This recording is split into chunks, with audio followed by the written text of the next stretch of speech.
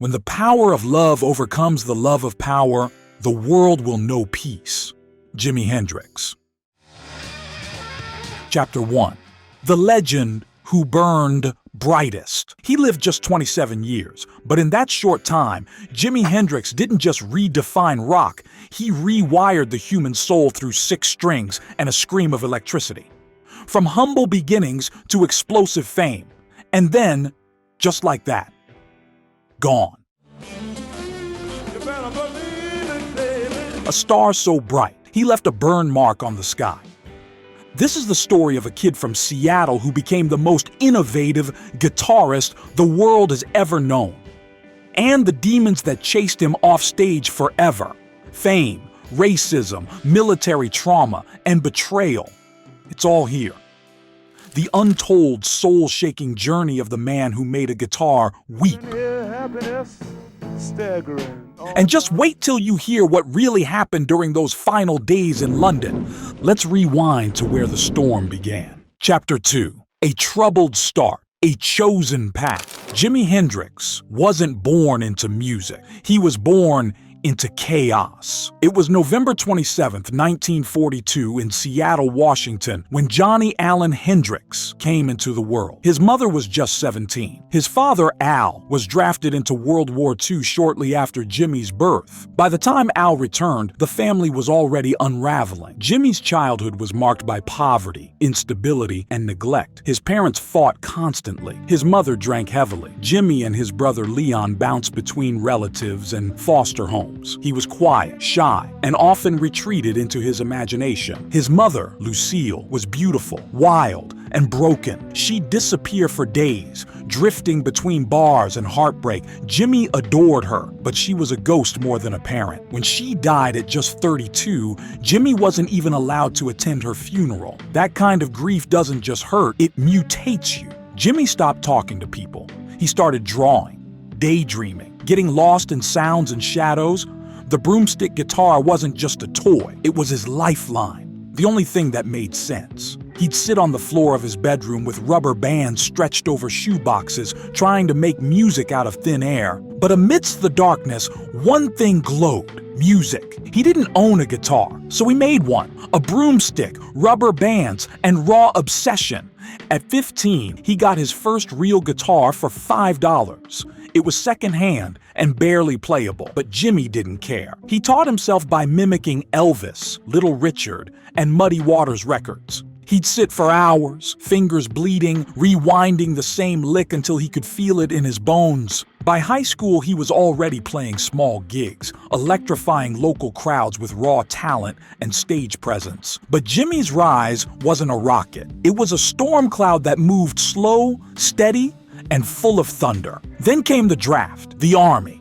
Vietnam was looming, and Hendrix was caught in its jaws. In 1961, Jimmy was arrested for stealing a car. To avoid jail time, he enlisted in the U.S. Army and became part of the 101st Airborne Division. But the military crushed him. The discipline, the racism, the isolation. It was a world that didn't understand his soul. A fellow soldier later said he'd lie on his bunk playing guitar for hours. He was in the army, but his mind was already on another planet. After just a year, he faked a back injury and got discharged. Jimmy left the military broken, but free. He didn't come back a hero, he came back possessed. And the next time people would see him, he'd be turning guitars into fire and noise like nothing they'd ever seen before.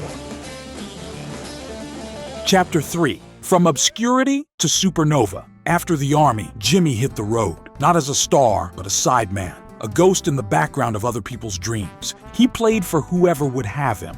Little Richard, the Isley Brothers, Ike and Tina Turner, legends all, but Jimmy was just a silhouette in the back, blending in, being told to tone it down. "You're too flashy, man," Little Richard once scolded. "You can't outshine the star." But Hendrix couldn't help it. His fingers had a mind of their own. Every stage he stepped on, the crowd locked onto him. The lanky left-hander with the upside-down guitar, bending time with every note.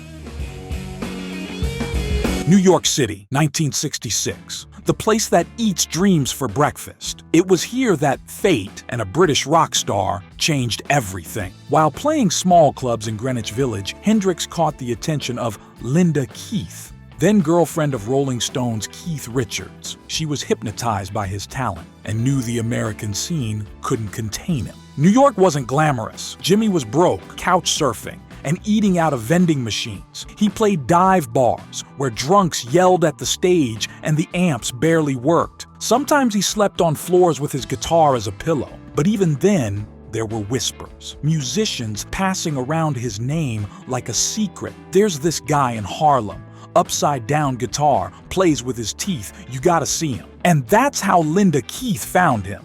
She wasn't just Keith Richards' girlfriend, she was a talent scout in disguise. When she saw Hendrix play, she said it felt like lightning trapped in skin. She didn't just help him, she saved him. Without Linda, there's no London, no Monterey, no legend. She sent a demo to Chaz Chandler, former bassist of the Animals, who was scouting talent to manage. One listen, and Chandler flew Jimmy to London. Hendrix left the US broke, unknown, and doubted. He stepped off that plane in 1966 and walked straight into legend. Just 2 months later, London would know his name, and so would the rest of the world. Chandler introduced Jimmy to Noel Redding and Mitch Mitchell, forming the Jimi Hendrix Experience. Their first show, explosive. Their first single, Hey Joe, a hit. Hey Joe, where you going your head? The British rock scene was floored. Eric Clapton, the so-called god of guitar, saw Hendrix play once and quietly put his own guitar down. Pete Townshend called him superhuman. Hendrix was no longer playing behind anyone. He was the show, and he was just getting started. But no one, not Clapton, not the crowds, not even Hendrix himself, was ready for what happened next in Monterey, when fire, fame, and folklore collided on one unforgettable night. But before we dive into Monterey, here's something you probably didn't know. In 1965, a broken, hungry Jimi Hendrix auditioned to join Marvin Gaye's touring band. The gig would have paid decently. Stability, real gigs. But there was just one problem. He was too good, too weird, too unpredictable. Marvin's musical director watched Hendrix twist blues into cosmic jazz, making his guitar talk, moan, and shriek like a living thing. Then he turned and said, "That guy doesn't know how to stay in the pocket. He's not a team player." Hendrix got rejected, not because he lacked talent, but because he was already becoming something no one could control. And just a few years later, he'd be the one that every band in the world was trying to copy. Funny how the world tries to shut you down, right before it puts you on a poster. Chapter 4. Fire, Fame, and the Edge of Madness.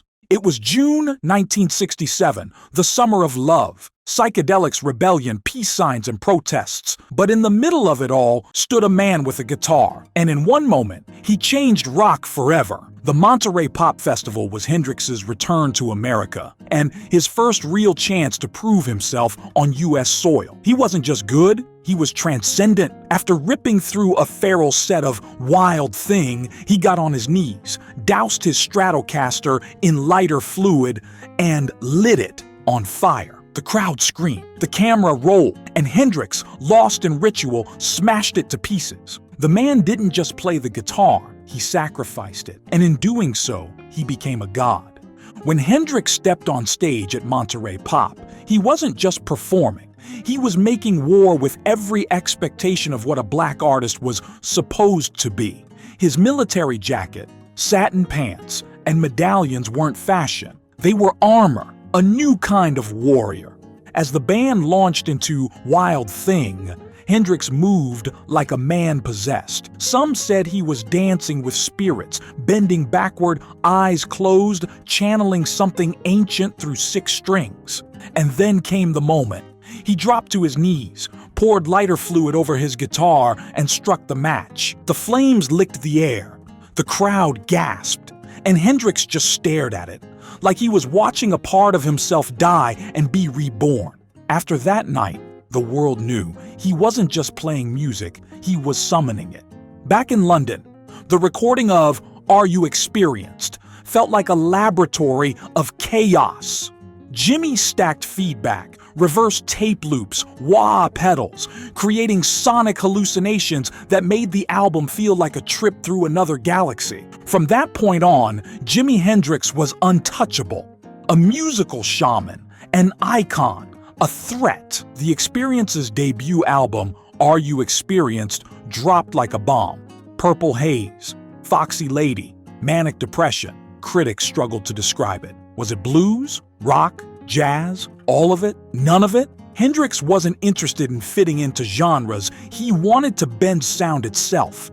He'd use his teeth, his back, his amp's feedback like a weapon. Nothing was off limits. He played the way Miles Davis dreamed, one writer said, but with the volume of a jet engine. And yet, even as the crowds grew louder, Jimi felt the world slipping further away. Fame brought groupies, drugs, pressure, and paranoia. He hated interviews. He distrusted his label. He was fighting for creative freedom from a machine that wanted hit singles, not sonic revolutions. But on stage, that was the only place he could breathe. The 1969 performance at Woodstock, his bent, screeching rendition of The Star-Spangled Banner, was equal parts protest and prophecy. That single guitar solo screamed more about America than 1,000 news anchors ever could. But after the screaming stopped, the silence came. And Jimi, the once unstoppable force, began to unravel. One broken friendship, one pill, one sleepless night at a time. Chapter 5, Pressure, Paranoia, and the Slow Collapse. By 1970, Jimi Hendrix was the highest-paid musician in the world. But the higher he rose, the further he drifted from the people and the peace he once knew. After the breakup of The Experience in 1969, Hendrix was lost in limbo. He didn't trust his management. His bandmates were dropping off. He was being sued by a former label, forcing him to release tracks he didn't believe in. His music was evolving, but the industry didn't care. It wanted the fire, the chaos, the wild man on stage. And behind the curtain, Jimi was spiraling. He once said, "I'm the one that's gotta die when it's time for me to die, so let me live my life the way I want to." But he couldn't. The walls were closing in. Hendrix began taking sleeping pills, downers, acid, booze, anything to keep the noise at bay. On stage, he was electric, but off stage, he was numb. He'd go days without sleeping. Friends noticed he was becoming paranoid, saying people were watching him, stealing from him, setting him up. His closest friends said Jimi stopped trusting everyone. He'd unplug hotel room phones, convinced they were tapped. He started writing strange notes in notebooks, paranoid scribbles, cryptic lyrics, symbols no one could interpret. On the road, he was silent for long stretches. His once lively dressing room now sat quiet, filled with smoke and tension. His bandmates didn't know how to help. He was drifting, not just from music, but from himself. In one particularly eerie moment, Jimi stared into a bathroom mirror and whispered, "I think someone's gonna kill me." Whether it was prophecy or paranoia, he felt the noose tightening. His new band of Gypsies, lasted only a few months before imploding on stage during a disastrous concert at Madison Square Garden in January 1970. Jimi walked off mid-set and never returned. It was like watching a god lose his powers in real time, one attendee recalled. He went back to London, but he didn't find peace there either. Only shadows and a storm waiting at the end of the hallway. Hendrix was exhausted, emotionally, spiritually, physically. He felt used by the people around him, his management, his fans, even the revolution he once represented. In one of his final interviews, he said, "I've been dead a long time. I just don't know where the grave is." On the night of September 17th, 1970, he played his final public performance, a short, unannounced jam at a club in London. The next morning, he was found dead in his girlfriend's apartment. The cause? Asphyxiation, sleeping pills, red wine, too much of everything and not enough peace. But his death wasn't the end of the story. Not even close, because what happened after Hendrix died may be even more mysterious and more tragic than the fall itself. Chapter 6. Conspiracies, Commercialization, and the Cost of Genius. Jimi Hendrix was dead, 27 years old, and the world froze. The news hit like a lightning bolt. His face was suddenly everywhere. On TVs, on magazine covers, on the lips of every fan who had ever played air guitar to Purple Haze. But with the morning came questions. His official cause of death was asphyxiation, but the circumstances were murky. He'd taken 9 sleeping pills, more than 5 times the recommended dose. Yet those who knew him insisted Jimi hated pills. He never took that many. His girlfriend at the time, Monica Danneman, gave inconsistent statements. The ambulance crew found him alone, not alive, not breathing. And for decades, rumors of foul play, negligence, and conspiracy have surrounded that night. Some believe his death was no accident. Former road manager James "Tappy" Wright later claimed Hendrix's manager, Mike Jeffrey, confessed to orchestrating Jimi's death for a life insurance payout. No charges were filed, no real investigation pursued. Meanwhile, the battle over his legacy turned brutal. Companies cashed in on bootlegs and merch. At one point, over 1,000 different products used Hendrix's name, without paying a cent to his family. His image was being sold in gas stations and head shops while his father fought to reclaim his son's name. But while the truth of his death blurred, the machine around him kicked into overdrive. In the months following his death, 3 posthumous albums were released, many using unfinished demos or repackaged recordings. His estate became a battlefield. Former managers, record labels, family members all wanted a piece of the Hendrix name. They couldn't control him in life, one critic wrote, so they turned him into product in death. Lawsuits dragged on for years. His father, Al Hendrix, eventually regained control of the estate. But by then, millions had been made off of Jimi's ghost. And yet, even through the noise, something beautiful endured. Fans around the world kept the flame alive. Guitarists studied his solos like sacred texts. Artists from Prince to Lenny Kravitz to John Mayer have cited Hendrix as a godfather of their sound. His songs became timeless anthems. His image, wild hair, military jacket, eyes burning with vision, turned into an immortal symbol of rebellion and artistry. Jimi Hendrix wasn't just a man, he had become myth. But what if I told you? Hendrix may have seen it all coming. In poems, in dreams, in lyrics that read like premonitions of his own end. Because Chapter 7 isn't about what happened to Hendrix. It's about what he left behind. Chapter 7, Prophecies, Influence, and the Man Who Never Left. Long before he died, Jimi Hendrix was already writing his own eulogy. In a poem found in his journal titled The Story of Life, Hendrix wrote, "The story of life is quicker than the blink of an eye.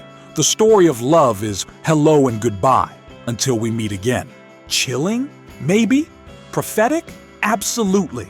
Jimi knew something few artists ever fully grasp, that greatness is a burden, and legacy comes with a price. But unlike many stars who fade away, Hendrix never truly vanished. His sound still echoes in every bend of a guitar string. His influence isn't frozen in the 60s. It's alive, mutating, inspiring. Modern artists across genres continue to cite him as a source of freedom and fearlessness. From heavy metal to hip-hop, electronic to jazz, there's a piece of Hendrix in all of it. His DNA lives in every artist who dares to break rules. You hear it in the experimental edge of Andre 3000, the swagger of Gary Clark Jr., Beyond music, his fashion sparked generations of outsiders. Velvet, fringe, rings stacked like armor. He became an icon for rebels, poets, and anyone who never fit in. In Tokyo, Berlin, Sao Paulo, street murals of Hendrix stretch across walls like gospel. The message is clear. He's still here. Music schools dissect his solos, tribute bands replicate his style. In 1992, he was posthumously inducted into the Rock and Roll Hall of Fame. And in 2000, his father established Experience Hendrix, a family-run company that protects his legacy and oversees official releases. For once, the story returned to the people who knew and loved him, not the ones who profited from his pain. But maybe the real legacy of Hendrix isn't in awards or charts. It's in the way he played. Unapologetic, limitless, explosive. When asked once how he wanted to be remembered, he said, "I don't want to be a clown anymore. I don't want to be a rock and roll star. I want to be someone who plays beautiful music, a spiritual sound that will go on forever." And in that, Jimi Hendrix got exactly what he wanted. Not fame, not money, eternity. He was a poet, a warrior, a dreamer with a Stratocaster and fire in his lungs. And though he left this world at 27, he carved a path that generations still walk today. What's your favorite Hendrix song? And what does it mean to you? Let us know in the comments. Like the video and subscribe to the channel to watch more rock icon documentaries. And if Jimi's story shook you, wait until you see how Kurt Cobain's final days uncovered a haunting secret buried in plain sight. Tap here. But be warned, you'll never see him the same way again.